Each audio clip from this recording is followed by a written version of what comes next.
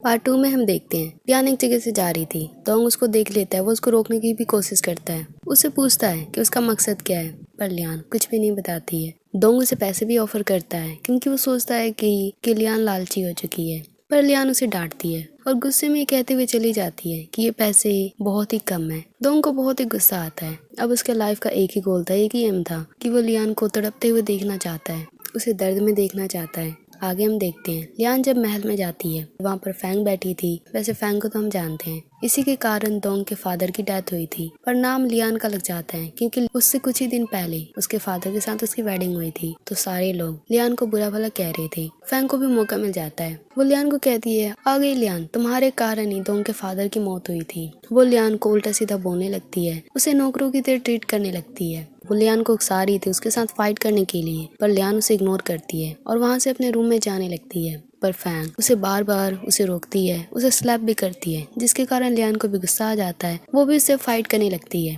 उनकी फाइट और भी आगे बढ़ती उससे पहले वहाँ की ग्रैंडमा आ जाती है। डोंग की ग्रैंडमा उन दोनों को रोकती है। अब ग्रैंडमा बहुत ही गुस्से में थी। फैंग फटाफट ग्रैंडमा के पास जाती है, उनके पैरों को पकड़ते हुए कहती है कि आपको पता है ये लियान है, आपके बेटे ने कुछ ही दिन पहले इसके साथ वेडिंग की थी और जब से ये आई है तब से ही उनकी हालत खराब हो रही थी, इसके कारण ही उनकी मौत हो गई। और आपको पता है कल पूरी रात ये आपके पोते के रूम में थी, ना जाने इसने क्या क्या किया था। ये सुनकर तो ग्रैंडमा को बहुत ही गुस्सा आता है। फैंग बहुत ही उकसाती है उसकी ग्रैंडमा को और कान भरने लगती है कि लियान अच्छी लड़की नहीं है, आपके बेटे के बाद अब आपके पोते को फंसाने जा रही है, रिश्तों को खराब कर देगी, आपका नाम बिगाड़ देगी। ये सुनकर ग्रैंडमा बहुत ही गुस्से में आ जाती है। वो अब लियान को बहुत ज्यादा पनिशमेंट देती है। उसे बहुत मारा जाता है, बहुत ही टॉर्चर किया जाता है, उसे अधमरा कर दिया जाता है, घर के बाहर महल के बाहर छोड़ दिया जाता है। वो पूरी बेहोश थी, पूरी की पूरी खून में लथपथ थी, कोई भी उसकी हेल्प के लिए नहीं था। कुछ समय में हम देखते हैं कार से एक आदमी उतरता है जिसका नाम जो था।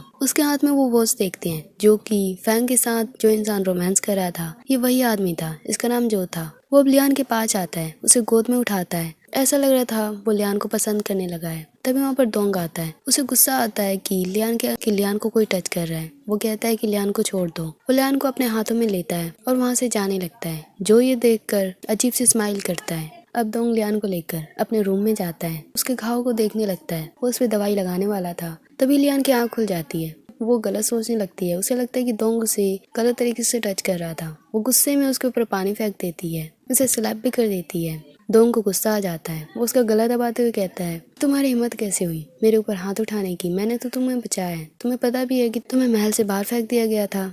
अब वो अपने कपड़े उतारने लगता है। लियान बिल्कुल डर जाती है। वो बार बार गिड़गिड़ाते हुए कहती है कि डोंग ऐसा मत करो, मुझे फोर्स करने की कोशिश मत करो, मैं तुम्हारी स्टेप मदर हूँ। लियान अलमारी के पास थी। डोंग उसे साइड करता है और अपने कपड़े निकालने लगता है और कहता है, मैं अपने कपड़े चेंज कर रहा हूँ, तुम्हारे साथ मैं कुछ गलत नहीं कर रहा।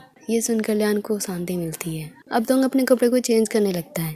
लियान वहीं पर थी। वो लियान को कहता है कि जाओ बाहर, अपने कपड़े पैक करो और महल से निकल जाओ। इस जगह को छोड़कर यहाँ से चली जाओ जहाँ मैं तुम्हें देख ना पाऊँ। लियान मन में सोचती है, मैं अपने लक्ष्य को पूरा करे बिना यहाँ से नहीं जा सकती, मुझे कोई ना कोई तरीका तो ढूंढना ही होगा। वो अब डोंग का हाथ पकड़ती है और उसे करते हुए कहती है, माफी मांगते हुए कहती है कि प्लीज अभी मुझे चोट लगी है, मेरे पास कोई घर भी नहीं है, बस कुछ दिनों का टाइम दे दो, उसके बाद जब मैं ठीक हो जाऊंगी तो चली जाऊंगी। डोंग को दया आ जाती है। वो कहता है, ठीक है, 1 महीना तुम यहाँ पर रह सकती हो, तुम्हें मेरे साथ काम करना होगा, उसके बाद तुम्हें यहाँ से जाना ही होगा। लियान कहती है ठीक है। आगे हम देखते हैं डोंग को उसकी ग्रैंडमा बहुत ही मारती है, घोड़े चलाती है उसकी पीठ पर, और ये पनिशमेंट था क्योंकि उसने लियान को घर में रहने की परमिशन दी थी। ग्रैंडमा को ये बिल्कुल भी पसंद नहीं था। ग्रैंडमा उसे बार बार कहती है कि लियान को छोड़ दो, लियान को यहाँ से भगा दो। ग्रैंडमा डोंग को कहती है, अगर बाहर वाले लोगों को पता चल गया कि तुम्हारी स्टेप मॉम तुम्हारे पास एक मेड के रूप में है, वो तुम्हारे पास ही रहती है, लोग क्या कहेंगे? डोंग कहता है, ऐसा कुछ भी नहीं होगा, जब लोगों को आप बताओगे ही नहीं तो उन्हें पता कैसे चलेगा? और दूसरी बात, वो अब मेरी स्टेप मॉम नहीं है क्योंकि आपने तो उसे महल से अपनी तरफ से कब का निकाल दिया। कुछ देर में हम देखते हैं लियान बाहर डोंग की कार को साफ कर रही थी, पूरे काम में लगी हुई थी। तभी वहाँ पर फैंग आती है। वो उसका मजाक उड़ाने लगती है कि तुम्हें यही काम करना चाहिए, यही काम तुम्हारे ऊपर अच्छा लगता है। लियान बस चुपचाप सुनती रहती है, वो कुछ भी नहीं बोलती है। फैंग अब उसे चिढ़ाती रहती है। वो कहती है कि मेरे भी जूतों को साफ कर दो। कार के साफ करने के साथ साथ वो अब उसे हैंकी देती है साफ करने के लिए। लियान उस हैंकी को पकड़ती उससे पहले फैंग उस हैंकी को नीचे गिरा देती है और अपने जूतों को उसके ऊपर रख देती है। लियान उस हैंकी को पकड़ने की कोशिश करती है, पर फैंग जो थी उसने हैंकी को जूतों के नीचे रखा था, वो उसे छोड़ नहीं रही थी। वो लियान को बहुत तंग कर रही थी। उधर हम डोंग को देखते हैं जिसकी चोट पे उसका असिस्टेंट दवाई लगा रहा था। ये देखकर उसे बहुत ही दुख हो रहा था कि डोंग को उसकी ग्रैंडमा ने इतना हर्ट किया, पर डोंग को इस चोट का बिल्कुल भी गम नहीं था। वो अपने असिस्टेंट से कहता है, ये बताओ कि जो सबसे फेमस वाली क्लोथ स्टोर है वो कब खुलने वाली है, मुझे कुछ कपड़े चाहिए। असिस्टेंट कहता है, आपको वो कपड़े की क्यों जरूरत है, वैसे भी हमारे आर्मी में गर्ल्स के कपड़े कौन पहनेगा। ये सुनकर डोंग को गुस्सा आ जाता है। असिस्टेंट बिल्कुल चुप हो जाता है।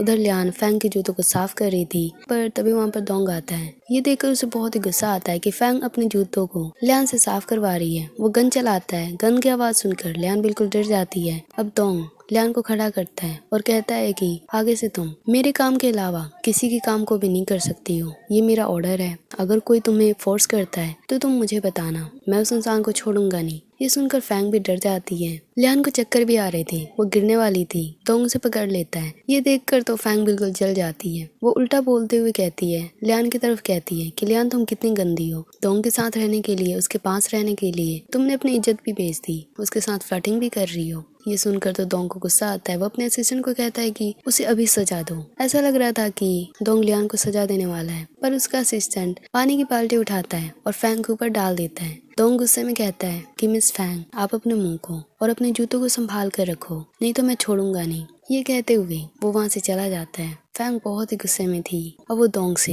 लियान से बदला लेना चाहती थी। अब आगे क्या होगा नेक्स्ट पार्ट में देखेंगे।